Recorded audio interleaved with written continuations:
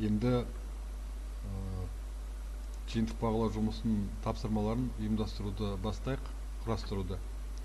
Алғашында бізге форманың атын құрастыруымыз керек. Оған мен бүгінше тест дей салайын. Сипаттамасына жиынтық бағалау деп жазып қояйын.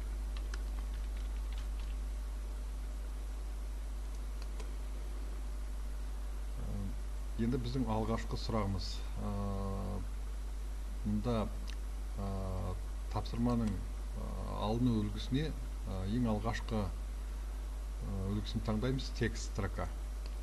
Бұны таңдаған себебіміз біз тапсырушы, сыналушы, оқушының аты жөнін білуіміз керек.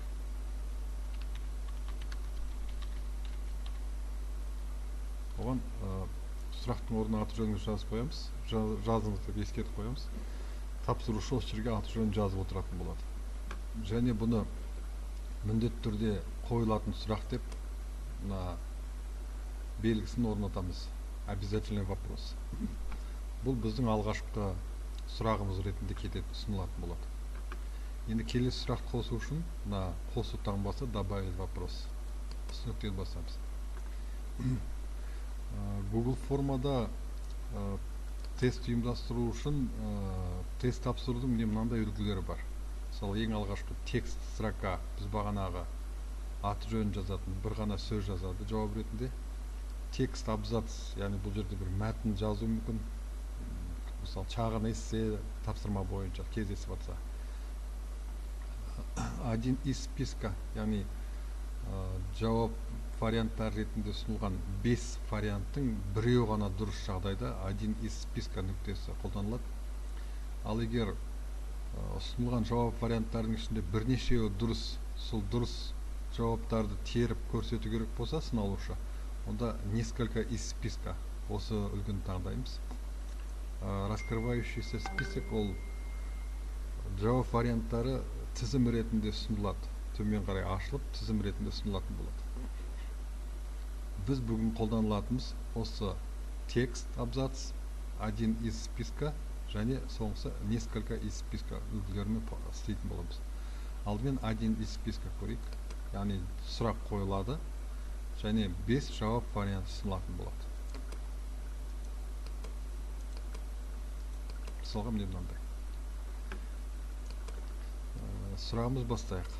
Енді ең алғашқы сұрақ биыл 1150 жылдығы аталып өтілген ұлы ғұлама, ойшыл философ Әл-Фарабиге байланысты құрастырайық.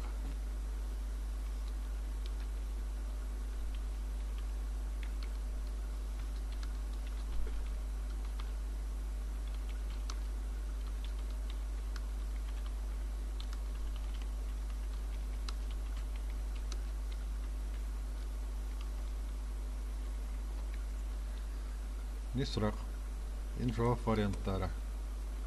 Мысалға мен алғашқысына 1100 дейін. 1150, 200, 1250, соңғысы 1000 деп қояйын. Осындай үлгілер. Мұнда да міндетті түрде қойылатын сұрақ. Обязательный вопрос қай кезде қолданылады? Мысалға сіз өте үлкен тест жинағын құрастырдыңыз.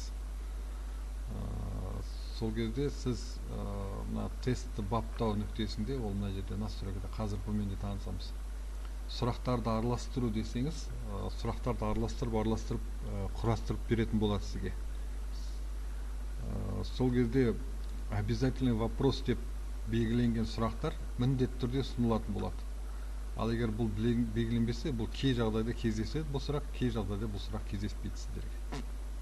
Осылай жасаймыз. Енді бұл сұрақтың дұрыс жауап вариантын көрсету керек, және қанша балл береміз осы сұраққа. Ол үшін жоғары жақта орналасқан настройки нүктесіне кіресіздер. Осында общие, презентация, тест деген нүкте бар. Тестқа кіреміз. Мына жерде тест белгішені қосып қоямыз. Қалғандары ол үнсіздік келісім бойынша орнатылып тұра береді. Сақтаймыз. Енді әзір байқасаңыздар, мына жерде дұрыс жауап вариантын көрсет және балды көрсет деген нүктелер шығу керек. Сол ответы пайда болды. Әзірше 0 балл. Ответға кірем. Бізде дұрыс жауабы 1150 белгілеп көрсеттім. Жасыл түсті галочка пайда болды. Бұл сұрақ тапсырмаға біз 1 балл берейік. Дайын.